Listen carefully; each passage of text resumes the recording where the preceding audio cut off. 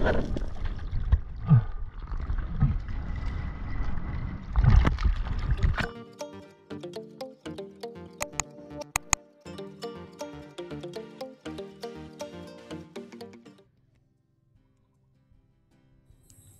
back mga ka-adventure.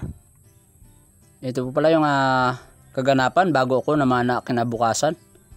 Meron akong inatinand na team building ng barangay secretaries ng Buong Roxas. At ako po pala isang secretary din sa isla.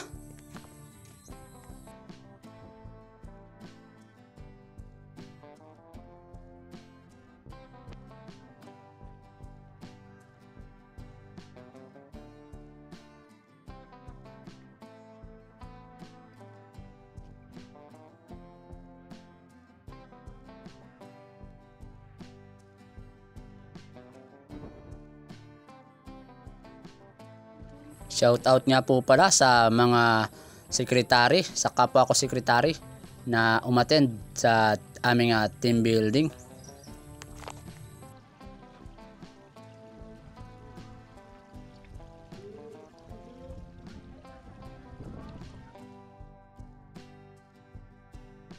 Hindi na rin po pala ako masyadong nag-video dyan kasi may tugtugan, baka ma-copyright po tayo.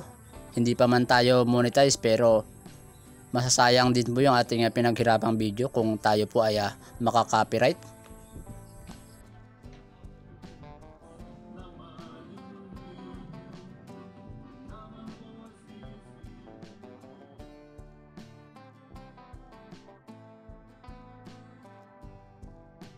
Shoutout po pala kaya Sir SB Secretary Joseph Sabroso at kay Ma'am Bing Poras at sa buong staff ng SB Secretary Office. Shoutout po Sir, Ma'am. Nagkakahiyaan pa po mga sekretary. May papalakpak-palakpak lang at ayaw pa nga sumayaw.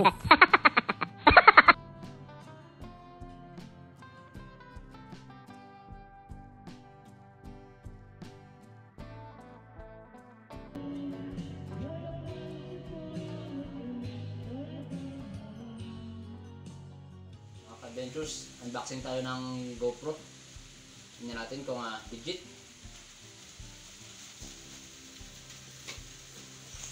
Yung atin pong GoPro matagal nang dumating.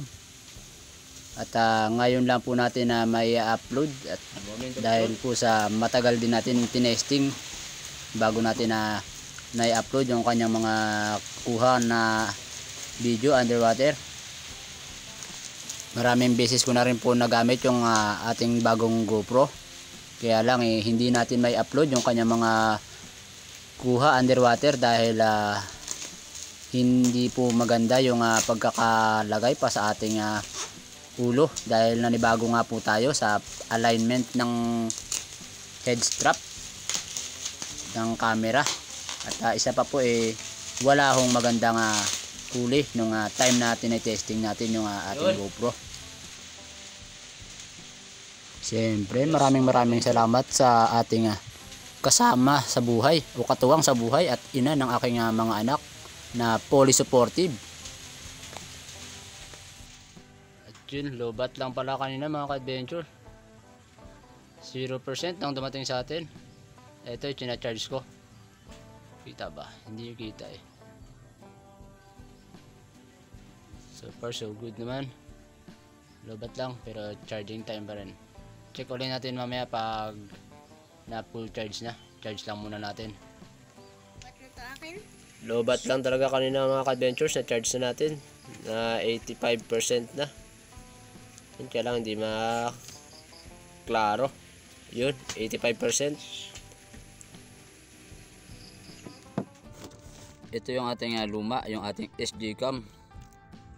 SG-Cam 4000. Tapos siyempre ititesting mo natin yung waterproof case ng ating bagong bili na GoPro.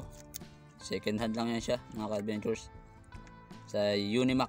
Ilalagay lang natin yung kanilang store sa ating screen namaya. Ang Unimac pala ay doon ang galing yung ating GoPro.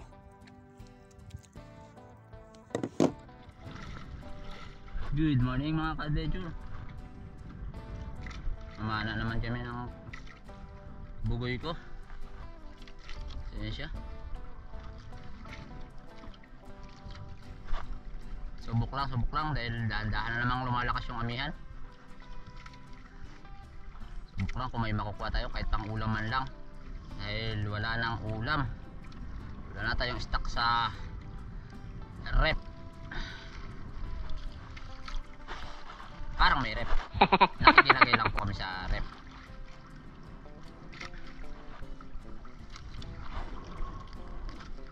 So yun mga ka-adventure, abang-abang na lang po sa ating makukuha kung ano mang mayroon na ipagkakalob sa atin ngayong araw na ito. Let's go.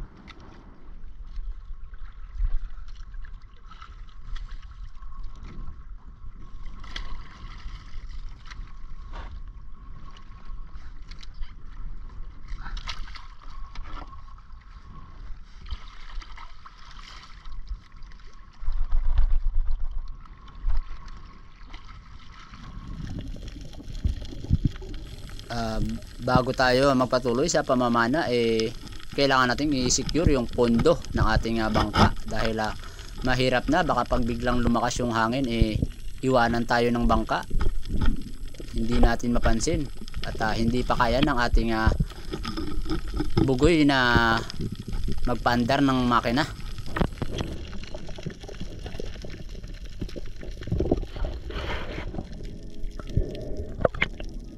Tapos kung ma-secure yung ating bangka at maayos yung pagkakalagay ng pondo, load na kaagad natin yung pana para nang sa ganun may magpakita mang isda, madali na nating matira.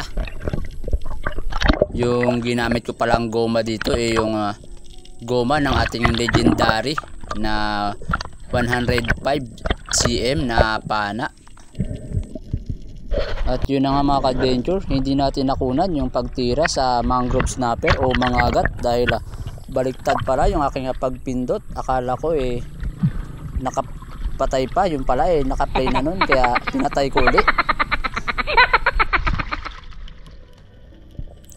Dito sana mga ka-adventure, meron akong nakita malaking harlequin sweet lips, kaya lang mailap, pumasok na siguro sa kanyang butas.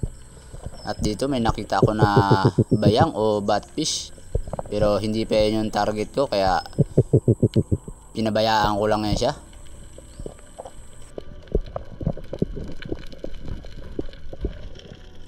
Dito magsiset sana ako ng ambush nang biglang may nakita ako yellow stripe sweet lips, kaya tinira ko na. Kaya lang akala ko hindi tinamaan dahil saktong pagtagilid niya, yun din yung aking pagkalabit, kaya ang buong akala ko hindi tinamaan, yun pala napakaganda pa ng tama.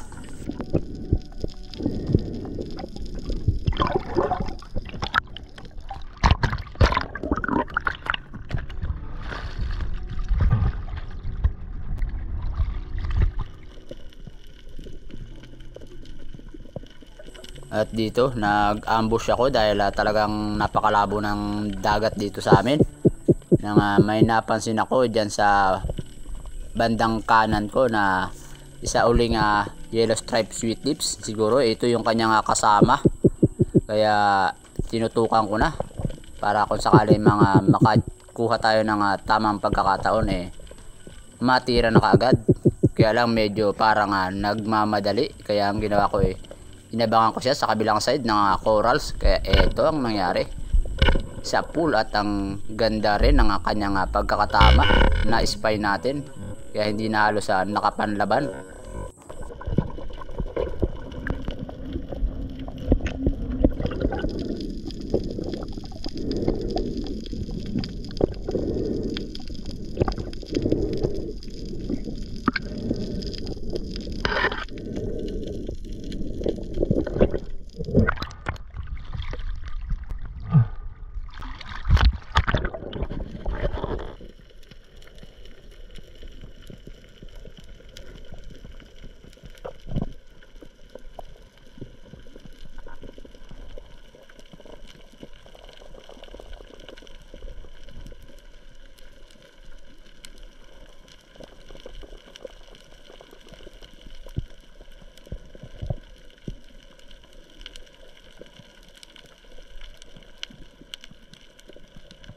binalikan ko yung spot kung saan ko nakita yung Harlequin Sweet Lips.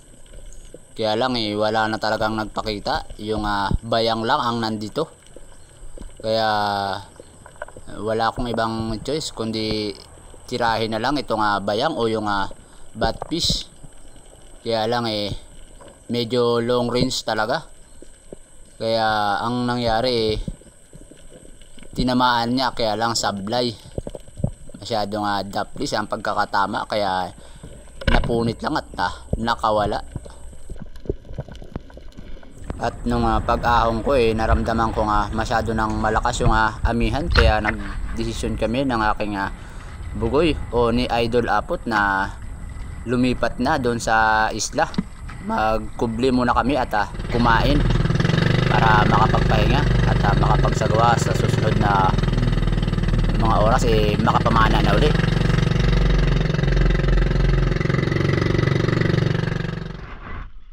Kain na mga ka-adventure. Kumakain rin doon sa kabilang bangka. That's it mga ka-adventure. Wala sa ulam taghirap kasi. Lechon lang muna.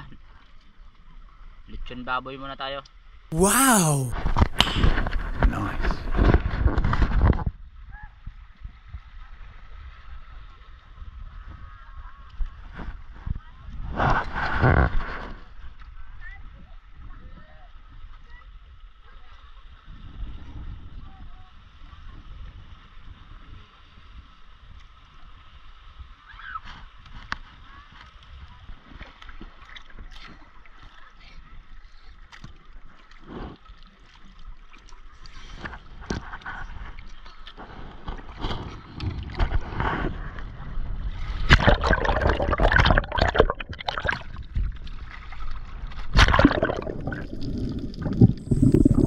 Siyempre, i-secure na uli natin yung ating pondo. Isabit natin ng maganda, baka iwanan tayo ng ating bangka.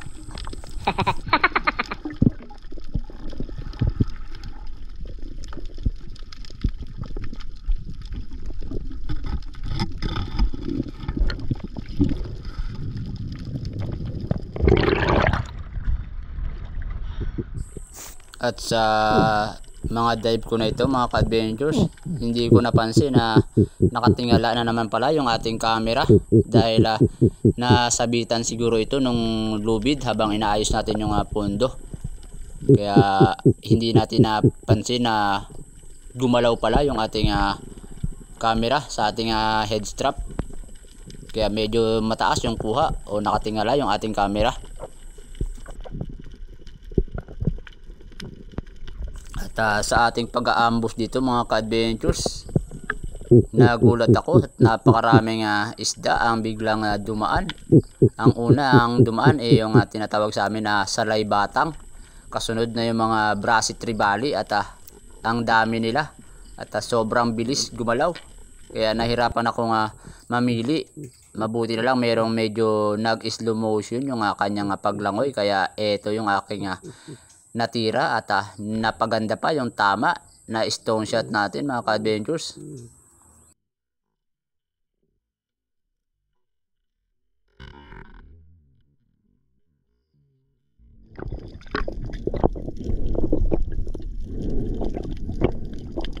Brassy Trevally o mangol ito kung tawagin dito sa amin.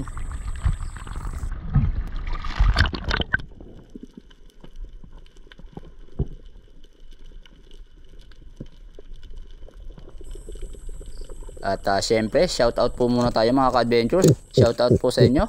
Shoutout po sa lahat ng nag-comment.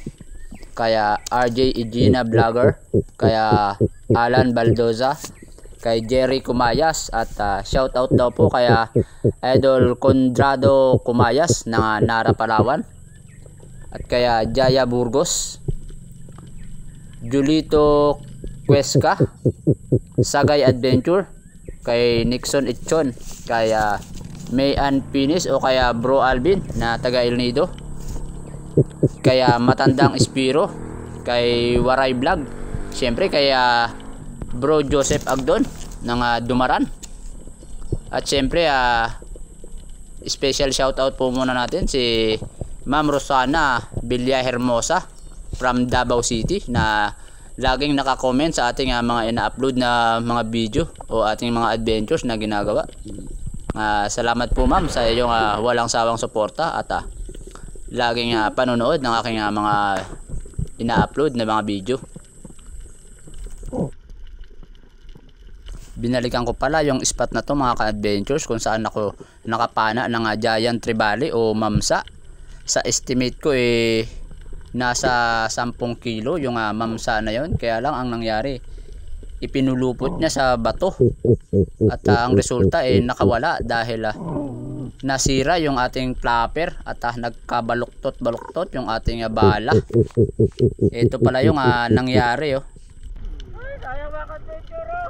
Ano nangyari sa bala natin? Grabe, nasayang. Natanggal na yung diba. Dapat na yung camera natin na gamit sa ulo. Hindi na natin nakuha ng video pag tira doon sa mamsa. Giant na talaga sana yun, giant na. Di pa para sa atin yung giant na yun. Kaya binalikan ko yung spot na to mga ka-adventures dahil nagbabaka sakali pa rin ako na may makita tayo uling giant trevally sa spot na to.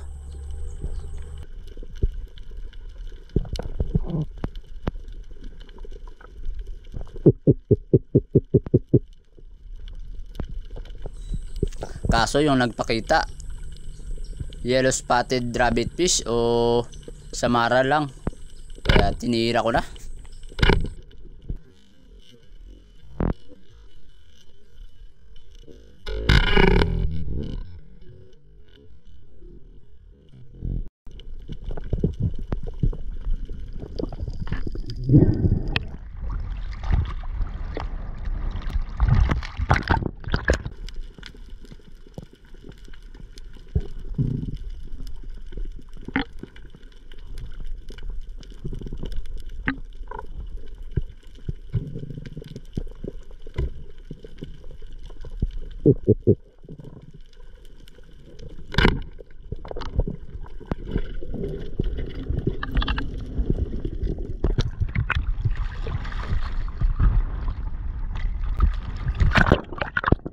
Nahilo nga lang. Nahilo ka nga lang. Dala sa ice.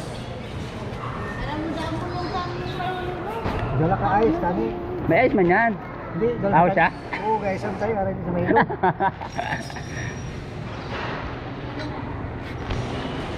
Ang pamupot ah. Dipti. Dipti na dilaw ito no?